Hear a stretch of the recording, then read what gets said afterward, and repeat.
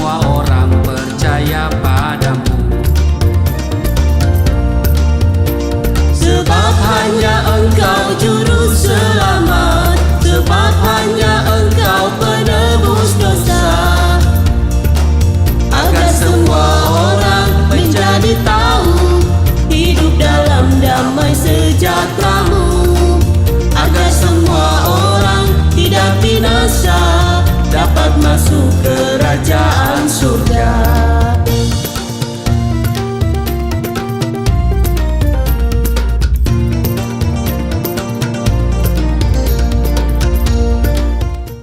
Shalom Bapak Ibu, sahabat Galilea yang diberkati oleh Tuhan Yesus. Jumpa lagi bersama saya, Pendeta Muhammad Rusimono Arfa dan istri yang terkasih di akhir pekan ini. Nah Bapak Ibu, tentunya Bapak Ibu sedang bersiap-siap untuk berkegiatan di akhir pekan ini. Nah sebelum kita berkegiatan, mari kita siapkan diri dulu. Kita bersaat teduh, kita mau datang di hadirat Tuhan. Kita baca, dengar, renungkan firman Tuhan sebelum segala sesuatu yang akan membuat kita sibuk di sepanjang hari ini. Kalau kita utamakan Tuhan, maka ada pertolongan, ada penyertaan, ada damai sejahtera, ada sukacita. Walaupun memang tidak dapat disangkal bahwa masalah selalu ada, tantangan selalu muncul, dan itu datang dengan tiba-tiba. Tetapi kalau ada Tuhan, Dia selalu ada bagi kita semua. Amin. Mari kita berdoa. Kami datang di hadapan-Mu mengucap syukur kami ada di akhir pekan dan kami akan berkegiatan di akhir pekan ini. Sebelumnya kami akan membaca dan merenungkan firman-Mu. Lebih daripada itu juga kami mau berterima kasih Tuhan sudah menjaga dan menyertai kami di sepanjang istirahat tidur kami, di sepanjang malam telah berlalu, dan oleh kasih setia-Mu, anugerah-Mu semata-mata Engkau telah bangunkan kami di hari ini dengan umur panjang, kesehatan, dan kekuatan. Karena itu urapi kami, buka hati pikiran kami saat kami membaca, renungkan firman-Mu, dan juga urapi hamba-Mu yang tidak ada apa-apanya. Roh Kudus kiranya akan menyingkapkan segala rahasia kebenaran firman-Mu. Di dalam nama Tuhan Yesus, haleluya, amin. Kita membaca di Mazmur 23 ayat 1-6. Ini pasti sudah menjadi Mazmur hafalan. Amen. Ya, istri saya akan membacakan bagi kita semua. Mazmur pasal 23 ayat 1 sampai dengan 6. Ayat 1, Mazmur Daud, Tuhan adalah gembalaku, takkan kekurangan aku. Ayat 2, Ia membaringkan aku di padang yang berumput hijau, Ia membimbing aku ke air yang tenang. Ayat 3, Ia menyegarkan jiwaku, Ia menuntun aku ke jalan yang benar oleh karena namanya. Ayat 4, sekalipun aku berjalan dalam lembah kekelaman, aku tidak takut bahaya, sebab Engkau besertaku, gadamu dan tongkatmu itulah yang menghibur aku. Ayat 5, Engkau menyediakan hidangan bagiku di hadapan lawanku, Engkau mengurapi kepalaku dengan minyak, pialaku penuh melimpah. Ayat 6, kebajikan dan kemurahan belaka akan mengikuti aku seumur hidupku, dan aku akan diam dalam rumah Tuhan sepanjang masa. Nah Bapak Ibu, mari kita beri perhatian di ayatnya yang kelima. Engkau menyediakan bagiku hidangan di hadapan lawanku. Menyediakan hidangan loh. Tuhan menyediakan hidangan di hadapan lawanku. Lalu Engkau mengurapi kepalaku dengan minyak, pialaku penuh melimpah. Nah Bapak Ibu, kehidupan kekristenan itu tidaklah selamanya seperti berada di padang rumput yang hijau, di air yang sangat tenang. Meski demikian, sebagai orang percaya kita harus tetap percaya bahwa Tuhan yang kita sembah adalah satu-satunya juru selamat. Dia Allah yang benar, yang menyatakan diri dalam Yesus Kristus, tapi juga Dia adalah gembala yang baik. Amin. Amin. Nah, Kristus mengatakan kepada kita semua di dalam Yohanes 10 ayat 11, akulah gembala yang baik. Gembala yang baik memberikan nyawanya bagi domba-dombanya. Hal itu telah dibuktikan oleh Yesus Kristus melalui pengorbanannya di atas kayu salib. Dia rela mengorbankan nyawanya untuk menebus dosa dan menyelamatkan saudara dan saya. Amin. Amin. Daud dengan penuh keyakinan berkata, Tuhan adalah gembalaku, takkan kekurangan aku. Itu Mazmur 23 ayat 1 tadi yang kita baca. Jadi Bapak Ibu, saya mau katakan dengar baik, sesulit apapun keadaanmu dan seberat apapun tantangan yang engkau hadapi saat ini, saya mau katakan begini, gak usah takut. Amin.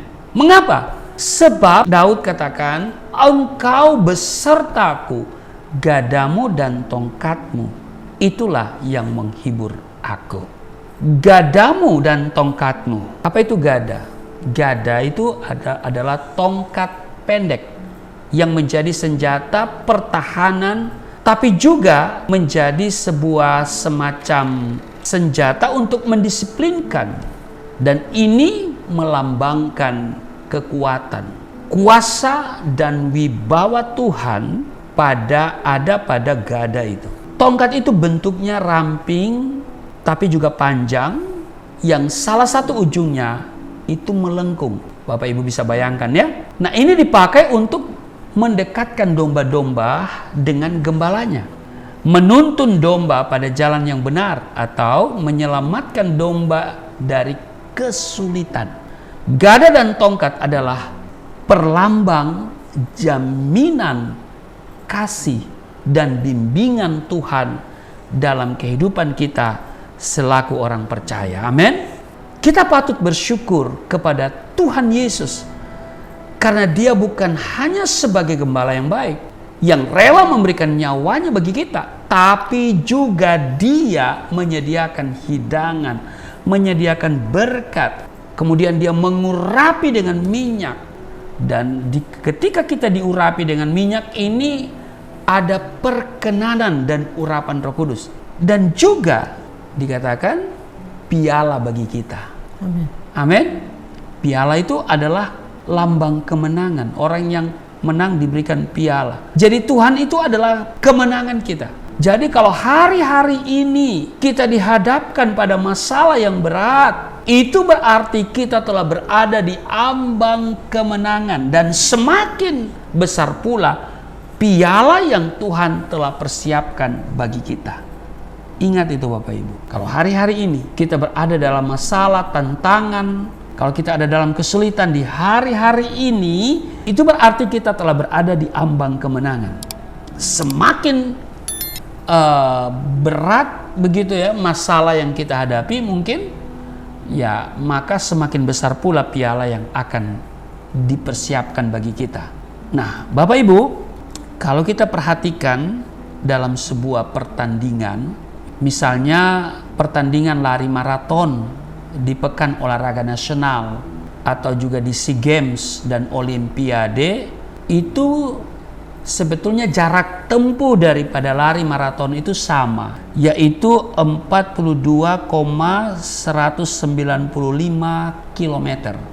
Tapi perhatikan, piala yang disediakan bagi sang juara tentunya berbeda nilainya. Mengapa? Ya karena lawan-lawan yang dihadapi itu berbeda. Padahal jarak tempuhnya sama. Ya kan? Kalau di Pekan Olahraga Nasional itu kan hanya intern, domestik, ya kan? Nah, kalau SEA Games mungkin juga hanya antara se-ASEAN begitu ya. Tapi kalau Olimpiade itu dunia, ya kan? Padahal jaraknya sama. Tapi ya kan? Nilai daripada piala itu berbeda, ya karena lawan-lawan yang dihadapi itu berbeda. Nah karena itu jangan pernah kecewa dan putus asa ketika mengalami tantangan hidup yang saudara anggap besar. Kenapa? Karena Tuhan sedang menyiapkan piala yang bernilai tinggi bagi saudara dan saya. Di Mazmur 23 ayat yang ke-6 dikatakan, kebajikan dan kemurahan belaka akan mengikuti aku seumur hidupku, dan aku akan diam dalam rumah Tuhan sepanjang masa. Nah, banyak orang merasa pesimis, kemudian khawatir dan lalu takut menghadapi hari esok karena melihat keadaan dunia yang semakin tidak baik. Ada krisis di segala bidang kehidupan dan ini terjadi di mana-mana. Tapi orang percaya tidak perlu takut menghadapinya. Asalkan kita hidup benar, hidup seturut dengan kehendak Tuhan, akan ada jaminan perlindungan dan pemeliharaan dari Tuhan. Berkat yang akan mengikuti kita. Amin. Amin. Ketika terjadi kelaparan yang hebat, ya, Ishak harus mengungsi ke Gerar, negeri orang Filistin. Hidup sebagai orang asing di sana. Pertanyaannya adalah, menderitakah Ishak? Saudara, ketika semua orang mengalami krisis, Ishak justru mengalami berkat yang berkelimpahan. Alkitab menulis di dalam Kejadian 26 ayat 12 dan 13, ya, akan dibacakan di Kejadian pasal 26 ayat 13, 12 dan 13. Apa yang tercatat di sana, ini yang akan kita pelajari. Kejadian pasal 26 ayat 12 dan 13. Maka menaburlah Ishak di tanah itu, dan dalam tahun itu juga ia mendapat hasil 100 kali lipat, sebab ia diberkati Tuhan. Ayat 13, dan orang itu menjadi kaya, bahkan kian lama kian kaya, sehingga ia menjadi sangat kaya. Nah, ini sesuatu yang menarik. Justru di tengah-tengah krisis pangan yang terjadi, ya, Ishak mengalami berkat yang berkelimpahan. Dikatakan, maka menaburlah Ishak di tanah itu, dan dalam tahun itu juga ia mendapat hasil 100 kali lipat, sebab ia diberkati Tuhan. Amin. Kuncinya di situ, diberkati Tuhan. Katakan, diberkati Tuhan. Diberkati Tuhan. Dan orang itu, dikatakan Ishak, ya, orang itu tentu Ishak, menjadi kaya, bahkan kian lama kian kaya, sehingga ia menjadi sangat kaya. Ini dahsyat luar biasa. Amin. Nah, apa rahasianya? Dia menabur di tengah-tengah krisis. Begitu pula dengan Daniel. Meski mengalami pembuangan di Babel, di mana banyak orang mengalami hidup yang susah, apakah kemudian Daniel mengalami kesusahan yang sama? Dikatakan ujian dan tantangan datang menjadi bagian hidup setiap orang. Ya, tetapi kita punya pengharapan di dalam Yesus, di dalam Tuhan. Amin. Karena itu ujian dan tantangan boleh saja datang. Bisa saja mendatangi setiap kita. Bahkan secara tiba-tiba. Dia tidak akan pernah melihat kita siap apa tidak. Ya kan? Dan dia tidak akan pernah melihat kita saleh atau tidak. Jadi ujian dan tantangan boleh saja datang. Tetapi, dengar baik, kebajikan dan kemurahan Tuhan senantiasa mengikuti hidup seorang Daniel. Dan terbukti ia selalu menjadi orang kepercayaan raja. Pertanyaannya adalah, apa kuncinya? Saudara, Daniel berketetapan hati untuk hidup benar di hadapan Tuhan, meski berada di tengah-tengah bangsa yang menyembah berhala. Karena itu, kita tidak perlu kecil hati, Bapak Ibu. Tak perlu menjilat siapapun, ya. Banyak orang di mana-mana menjilat begitu, ya. Tidak perlu mencari muka, ya kan? Jangan cari-cari muka, Bapak Ibu. Emang kamu nggak punya muka, kok cari muka? Ya kan? Masa muka dicari-cari? Ya kan, kita udah ada muka, ya kan? Jangan cari muka kepada atasan, itu nggak baik, ya. Dimanapun kita ditempatkan, dengar baik, asalkan kita hidup benar di hadapan Tuhan, takkan kelari kemanapun berkat. Berkat yang Tuhan sudah siapkan tidak akan tertukar. Amin. Mungkin saat ini engkau sedang berada dalam tekanan, penderitaan, dan kesesakan yang hebat. Katakanlah seperti itu. Yang bisa diibaratkan seperti musuh yang berusaha untuk menjatuhkan dan menghancurkan hidupmu. Tapi saya mau katakan begini, tetaplah maju dan jangan pernah goyah. Lakukan saja apa yang menjadi bagianmu. Yaitu apa? Hidup seturut dengan firman Tuhan. Maka Tuhan sendiri yang akan membereskan. Amin. Seperti ada tertulis, tangan kanan Tuhan mulia karena kekuasaanmu.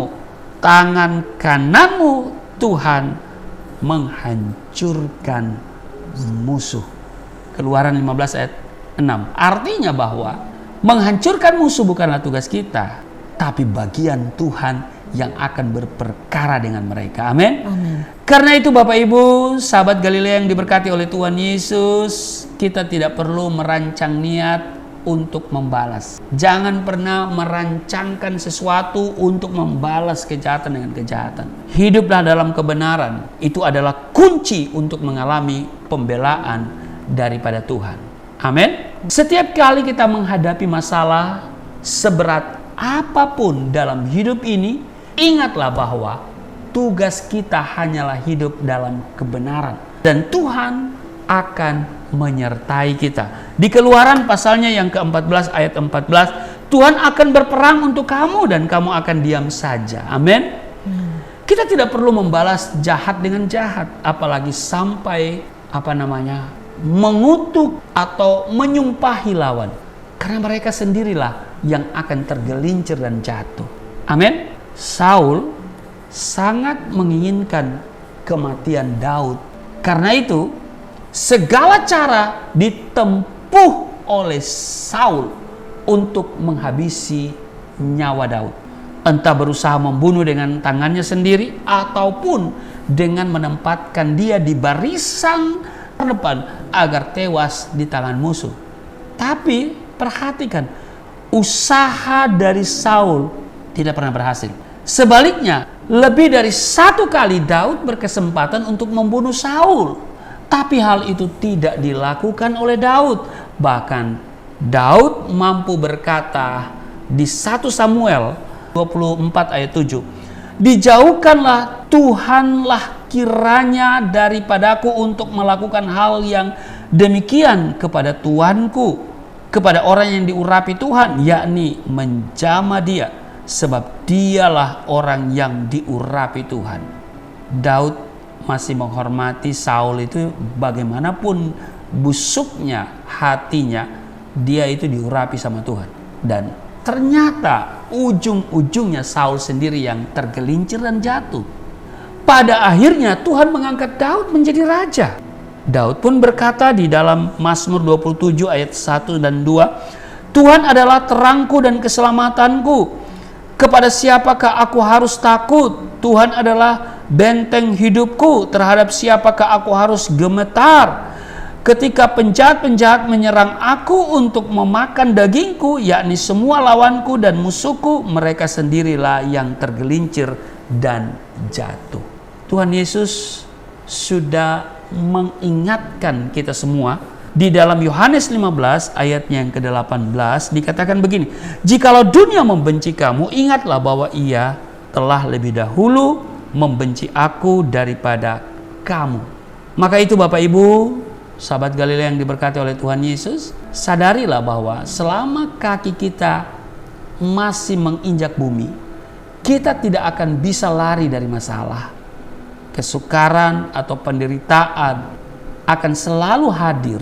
Karena itulah kebanggaan hidup manusia, ya kan? Iya, kesukaran dan penderitaan menjadi kebanggaannya kalau dia umur 80. Dikatakan di Mazmur 90 kan, ayatnya yang ke-10, "Masa hidup kami 70 tahun dan jika kami kuat 80 tahun." Dan kebanggaannya adalah kesukaran dan penderitaan, sebab berlalunya buru-buru dan kami melayang lenyap. Jadi dimusuhi, dijahati, dicurigai, dicurangi, diperlakukan tidak adil, dibuli, diintimidasi dan sebagainya, itu adalah hal yang wajar. Kita tidak perlu takut menghadapinya. Mengapa? Karena Tuhan selalu ada untuk kita. Amin. Dia selalu berpihak kepada kita, asal hidup kita benar loh. Amin. Dia senantiasa Immanuel. Dalam segala sesuatu Tuhan turut bekerja untuk mendatangkan apa? Kebaikan bagi mereka yang mengasihi Dia. Amin. Karena itu percayalah hal itu. Selamat berakhir pekan, selamat berkegiatan. Tuhan Yesus memberkati. Amin. Mari kita berdoa. Terima kasih Tuhan, kami diingatkan hari ini bahwa Engkau tidak pernah membiarkan meninggalkan kami, sekalipun kami sedang berjalan di lembah kekelaman, sebab Engkau beserta gadamu dan tongkatmu selalu menghibur kami. Terima kasih Engkau luar biasa dan kami akan selalu mengikuti Engkau, mau hidup benar dan senantiasa berjalan dalam kehendak-Mu. Berkati seluruh sahabat Galilea yang berkegiatan di akhir pekan. Berkati seluruh aktivitas semua sahabat Galilea, baik yang pergi ke tempat-tempat rekreasi, tempat-tempat berkegiatan akhir pekan, ataupun yang tinggal di rumah, ataupun yang ada di kantor, yang mungkin lembur menyelesaikan kerjaan mereka. Tuhan, Engkau semua memberkati kami di akhir pekan ini, dan damai sejahtera memerintah atas kehidupan kami. Mereka yang berkegiatan terus dilindungi sehingga mereka terhindar dari segala mara bahaya, kecelakaan, penyakit sampar, niat orang-orang jahat, di dalam nama Tuhan Yesus. Haleluya. Amin.